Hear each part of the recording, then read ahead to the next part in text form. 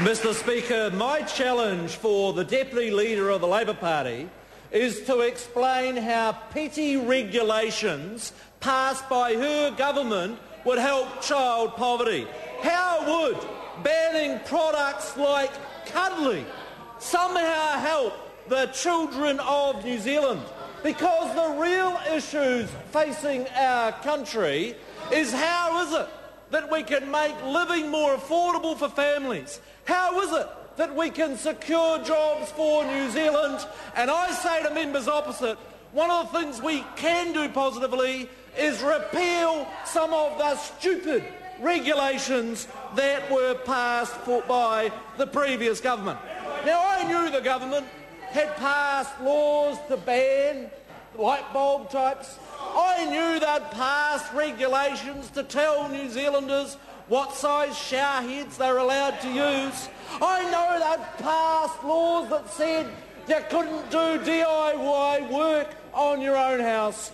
But never in my wildest dreams did I expect that products like Surf, like Persil, like Mr. Muscle, to mention Rodney Hyde, to the toilet duck to represent Trevor Mallard, or Mr. Cuddly to bring Parakura Haramea, never in my wildest dreams did I think they would have been so stupid to ban those sort of products.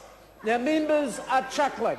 Let me just remind the real impact of those sorts of stupid policies. I'm advised that that regulation would add $20 million a year, $20 million a year to household grocery bills. And I say to members opposite, how dare you get up in this House and shed crocodile tears about the cost of living when you pass such silly regulations. But it's even more serious than that. You see, the sort of regulation that would add those sort of costs would actually put hundreds of New Zealanders out of work.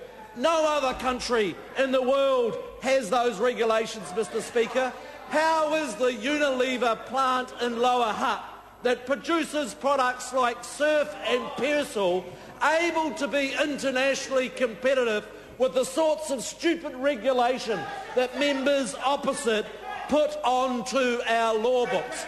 And I say to Trevor Mallard, who's defending these rules, why is it that he cares so little about the 330 jobs? Now, the member opposite interjects, drink it.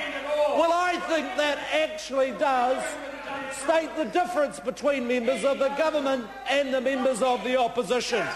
They somehow believe in their nanny state mind that we have to regulate absolutely every element of life to protect children. I've checked with the Poison Centre. I've checked with KidSafe, the advocacy group.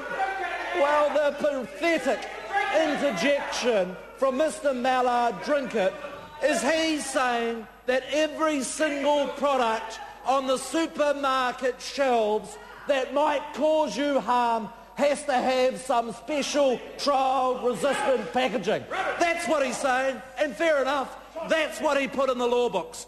I say, common sense New Zealanders know that's a nonsense. They know they don't do it in Australia. They know they don't do it in the US. They know they don't do it in the European Union. It is a classic example of the petty nanny state regulations that drive New Zealanders mad, and nor does it make any environmental sense at all. 30 million extra plastic bottles would go into the system each year, 30 million extra plastic bottles, if we followed the regulations that Mr. Mallard sat over. And it is the issue that separates the common sense on this side of the House with the nanny state regulators that would push up the cost of living, that would put New Zealanders out of work while they run this country mad with red tape.